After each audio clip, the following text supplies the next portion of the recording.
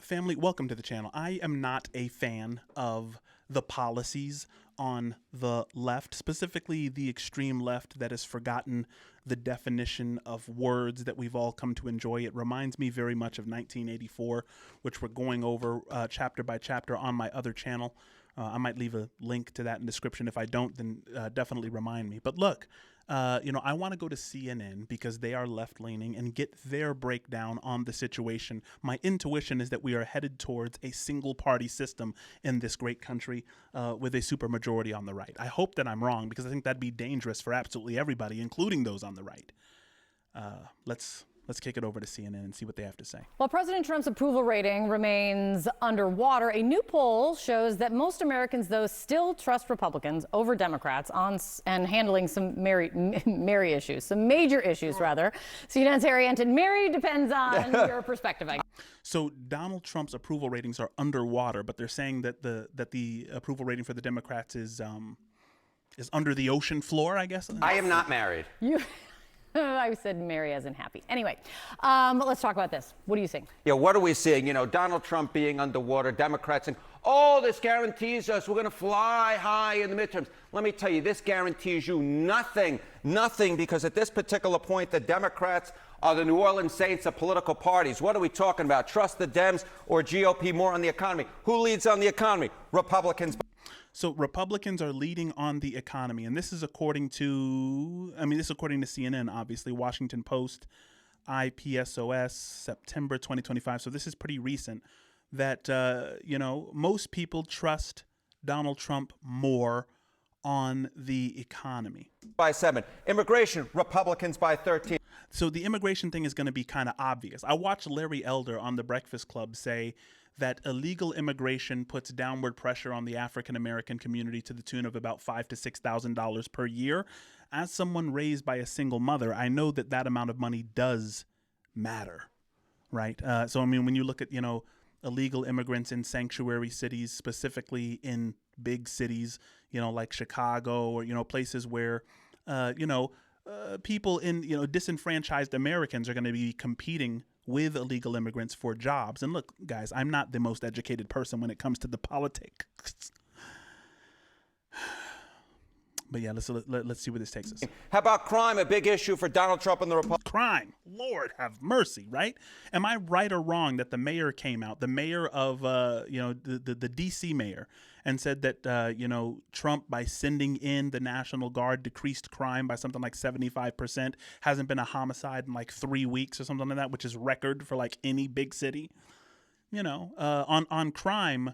Absolutely, because crime freaks people out, and we're in the age of technology where, the algorithm is going to show us things that freak us out. I mean, is it all just the algorithm playing with our minds, or is crime like a very, very serious problem?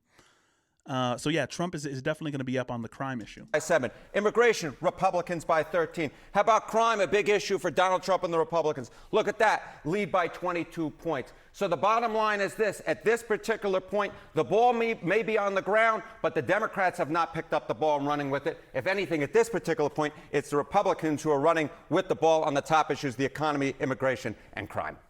Give some context on this. Compare this when Republicans last took the House. Yeah, let's compare it back to 2022. I think this kind of gives away the game right here. Okay, the GOP is more trusted than the Dems on the economy. It was 12 points in 2022. Slight decline in that lead, but still 7 points. How about immigration? It was Republicans by 3 back in 2022. Look at this.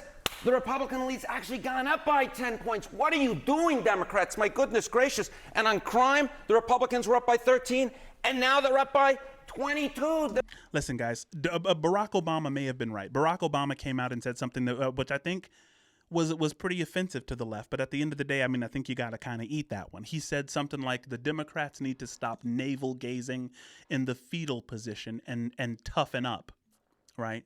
And not being so necessarily triggered and offended by everything, because if that's the case, you'll never have a candidate besides like AI. But that's going to be like far in the future when AI takes over, and then AI is the political candidate for both sides. We're just not there yet. We still have human candidates, and humans are going to have some problems.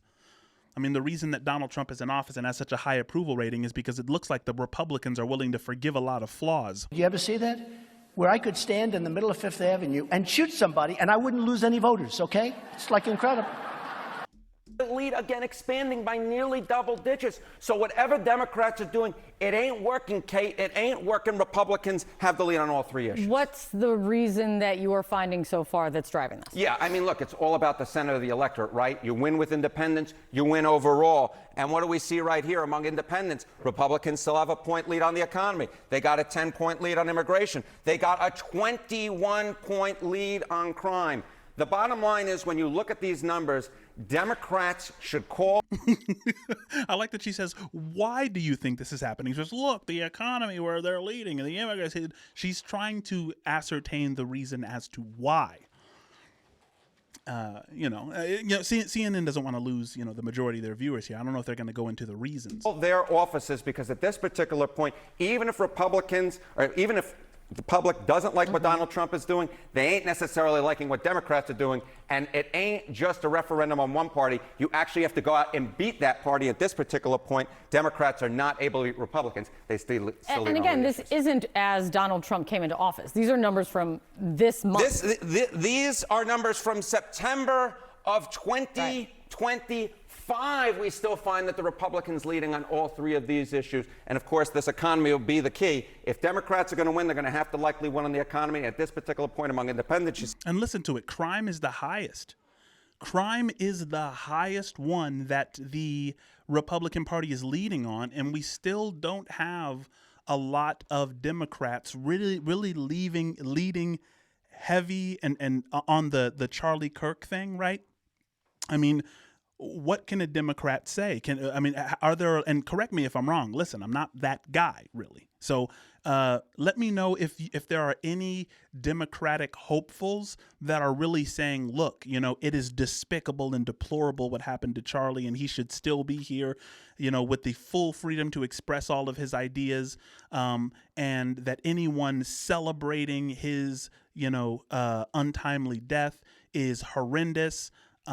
Is anybody leaning that hard, right, on the crime issue? Because I think, with the response from the left of that brutal murder, that may be one of the reasons that, the American public and, in general is just Charlie Kirk's wife, I think, forgave the guy, forgave the shooter in front of 20,000 people at Charlie Kirk's funeral. So, I mean, it is what it is. See that 1-point lead for Republicans, and overall, at least according to the Washington Post, they hold a 7-point lead on the economy overall as well. Thank you, Harry. Thank you. Sarah. All right, joining us now is former New Orleans mayor and former co-chair of the Harris-Walz presidential campaign, Mitch Landrieu. That guy looks friendly. That guy looks like that he makes the cookies. You know what I mean? He looks like he's the one who makes the cookies. Thank you for being here. You just saw Harry dancing around those numbers, but there is nothing fun about them for Democrats. So it's an interesting conundrum. Trump is underwater in polling still. That lady right there looks like, what was it, Delilah from, you remember Little Rascals? Alfalfa's girlfriend on Little Rascals. I'm gonna try to, I'll try to find it, right? But she looks like her. Republicans, though, largely pass what Trump demands, and still, Americans are saying on three really big issues that they trust Republicans to take care of it over Democrats. So what is the issue here? What do Democrats need to do? Well, first of all, welcome back. It's great to see you again. And Harry set me up. You heard that allusion to the New Orleans Saints. I knew he was friendly. She's like, let's get to the point. What's going on? Let's get to the politics. He's like, first of all, I just wanted to say welcome back. I just wanted to say I'm happy to see you. Didn't have to do that because he knew I was here. It was unfair. In any event, I've been working on something called the Working Class Project, and our team has traveled. We've had 61 meetings in 21 states, and we're talking to working class folks, people that are making less than $90,000 a year. These are the folks who actually win or lose elections for people. And the fact of the matter is they don't really trust anybody. They don't trust Washington. They don't think Washington's getting anything done. Nobody really is in a positive zone. Those numbers are who's better than who's, but if you look at the overall numbers, as Harry said, there's a jump ball. And the number one thing that working class people think about is the economy, because they feel like there's been a covenant that has been broken with them, with the government of America, whether they're Republicans or Democrats. And essentially the American dream, the promise is if you go to work and you work hard, you're going to get paid well, you're going to be able to put a roof over. Has that ever been the case, or is that just shit that politicians say? Right? I mean, has it ever really been a guarantee that if you work hard, right? It's like, yep, you work hard. Look at him. He's working hard. I mean, he's going to be a millionaire someday. Has that ever been the truth, or has that just been one interpretation of history? I've been reading a lot of Foucault lately. Dream, the promise is if you go to work and you work hard, you're going to get paid well, you're going to be able to put a roof over your head, you're going to be able to pay your rent, you're going to be able to take care of your kids. Who can guarantee that, right?